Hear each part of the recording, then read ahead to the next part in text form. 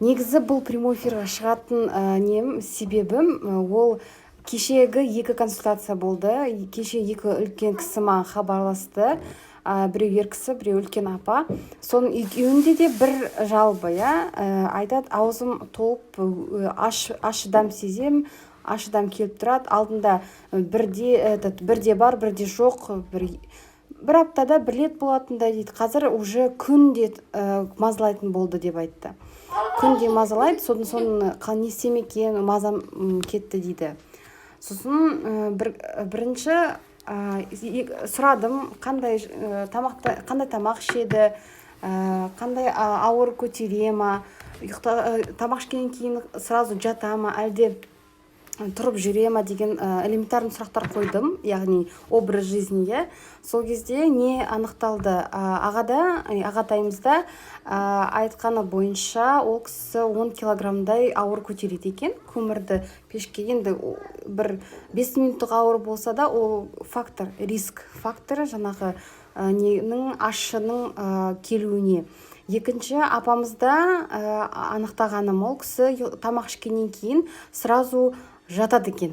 Ол кісіге біреу айтқан, сіз жатсаңыз жақсы, сәлематсыз ба Алтынай, сіз тамақтан кейін жатсаңыз жақсы қорытылады екен тағам деп айтыпты. Содан ол кісі, үлкен кісі ғой енді, сөйтіп жатады екен.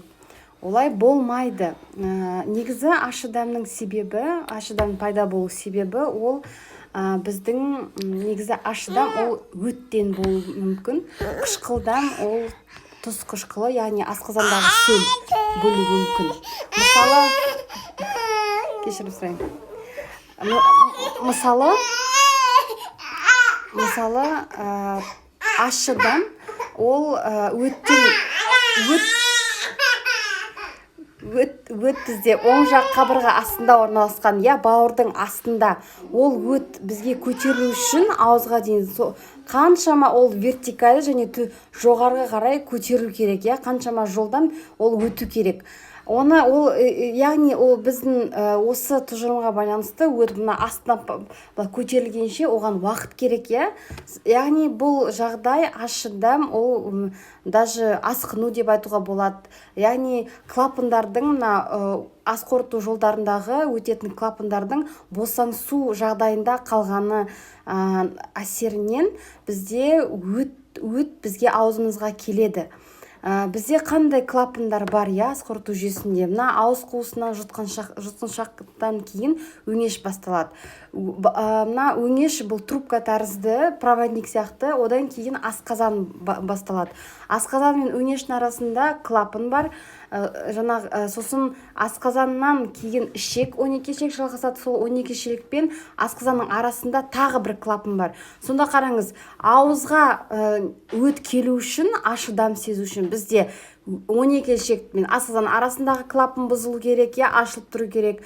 Сосын асқазан мен өңештің арасындағы клапан ашылып тұру керек, босаңсып тұру керек, жұмыс істемеу керек, және де жұтқыншақ бізде тамақ ішкенде, сөйлегенде, ашылғаннан кейін ашыдам келеді. В основном ол ашыдам сезеді адамдар, тамақ ұйықтағаннан кейін тұрады ғой, сол кезде ашыдам келіп тұрады. Сонда сол ашыдам келу үшін бізге екі клапанның жұмыс істемеуі, яғни оның ашып тұруы, ашып қалуы салдарынан болады. Ол в основном соны біз рефлюкс деп айтамыз. Рефлюкс деп, яғни қайта келу, астыдан жоғары қарай заброс жасау, ол рефлюкс деп аталады. Ол в основном өті толған адамдарда болады, яғни өті қоюланған адамдарда болады, және де тамақтың уақытын ұмытып кететін адамдардан, уақытылы тамақ ішпейтін адамдарда осы ашыдам келеді. Ол бірінші кезеңдерде кей уақытта болады, одан кейін күнделікті мазалайтын болады. Егер уақытылы дер кезінде көмек бермесеңіздер, солай болады. Енді қандай элементарный көмек болады? Ең бірінші ол антирефлюксный режим. Кейбір адамдар білетін шығарса, бірақ көбісі мен консультацияға келетін адамдардың санына қарағанда адамдар білмейді екен. Сол үшін мен прямой эфирге шықтым, барлық адам көрсін, білсін деп. Өйткені бұл өте маңызды. Антирефлюксный режимға не жатады? Антирефлюксный режим осы рефлюксті болдырмау үшін қалыпты өмірде қолданатын заттар. Бірінші ол тағамға байланысты. Тағам қандай болу керек?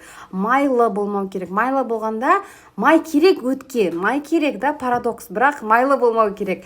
Майлы болмағанда қатты қуырылған, майы көп шылқып тұрған тамақты жеуге болмайды. Екіншіден, ащы дәм, маринадталған сондай нелерді жеуге болмайды, ішуге. Сосын помидор, томаттарда тоже жаңағы клапандардың ашуына несі бар, рискі бар.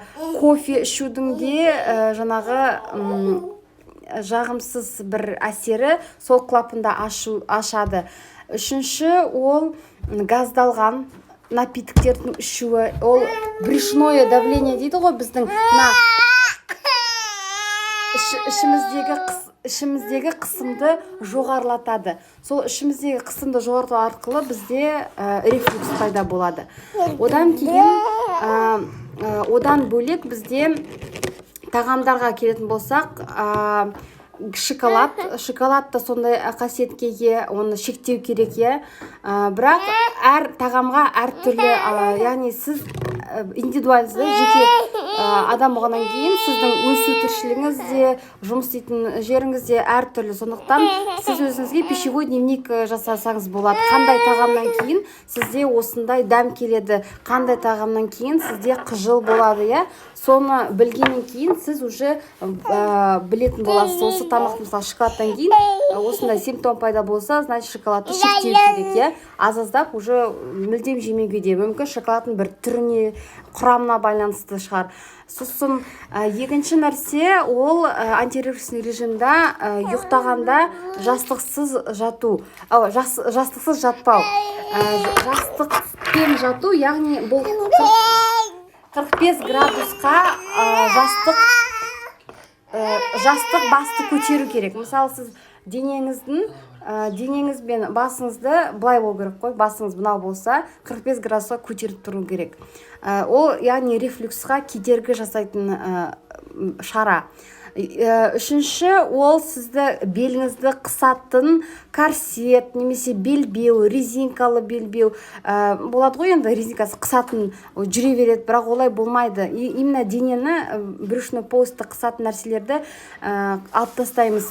Бос болу керек, брюшной давлениені көтермеу керек. Одан кейін резко наклон жасауға, сондай өті толған адамдарға бүйір жаққа немесе бірдеңе көтеруге олай болмайды, сразу резко. Тем более тамақтан кейін мүлдем болмайды наклон жасауға, физкультура жасауға. Одан кейін қазір мен тез бітірем, тез айтып алайын.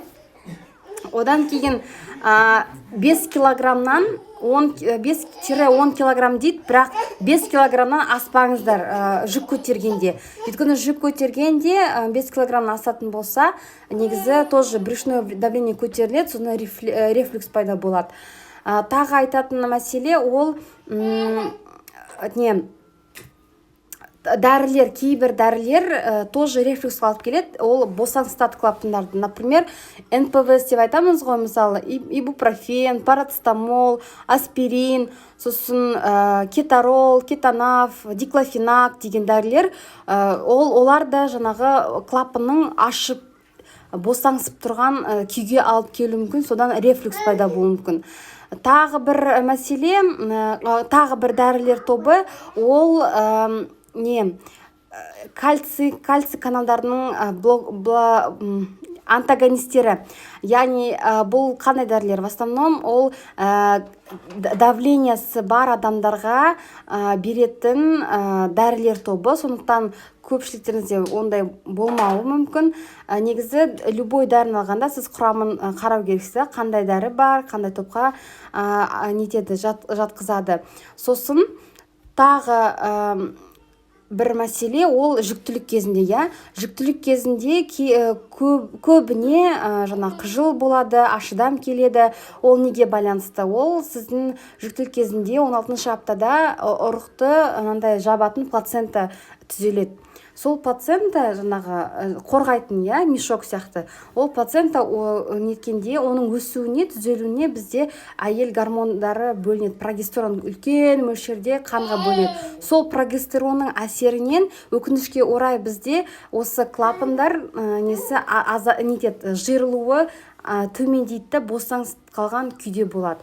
Сондықтан жүкті әйелдерге антирефлюксный бағана жоғарыда айтылған барлық шараларды қолдану абзал.